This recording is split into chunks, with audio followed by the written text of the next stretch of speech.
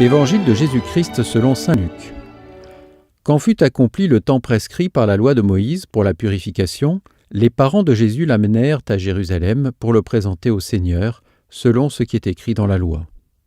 Tout premier-né de sexe masculin sera consacré au Seigneur. Il venait aussi offrir le sacrifice prescrit par la loi du Seigneur, un couple de tourterelles ou 2 petites colombes. Or, il y avait à Jérusalem un homme appelé Siméon. C'était un homme juste et religieux qui attendait la consolation d'Israël, et l'Esprit Saint était sur lui. Il avait reçu de l'Esprit Saint l'annonce qu'il ne verrait pas la mort avant d'avoir vu le Christ, le Messie du Seigneur. Sous l'action de l'Esprit, Siméon vint au temple.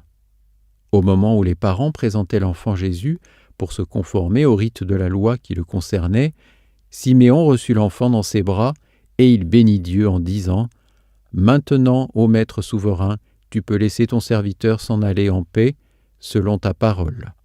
Car mes yeux ont vu le salut que tu préparais à la face des peuples, lumière qui se révèle aux nations et donne gloire à ton peuple Israël. » Le père et la mère de l'enfant s'étonnaient de ce qui était dit de lui. Siméon les bénit, puis il dit à Marie, sa mère, « Voici que cet enfant provoquera la chute et le relèvement de beaucoup en Israël. Il sera un signe de contradiction, et toi, ton âme sera traversée d'un glaive, ainsi seront dévoilées les pensées qui viennent du cœur d'un grand nombre. » Il y avait aussi une femme prophète, Anne, fille de Phanuel, de la tribu d'Azer. Elle était très avancée en âge. Après 7 ans de mariage, demeurée veuve, elle était arrivée à l'âge de 84 ans. Elle ne s'éloignait pas du temple, servant Dieu jour et nuit dans le jeûne et la prière. Survenant à cette heure même, elle proclamait les louanges de Dieu et parlait de l'enfant à tous ceux qui attendaient la délivrance de Jérusalem.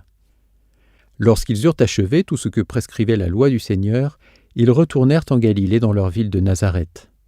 L'enfant, lui, grandissait et se fortifiait, rempli de sagesse, et la grâce de Dieu était sur lui. Acclamons la parole de Dieu.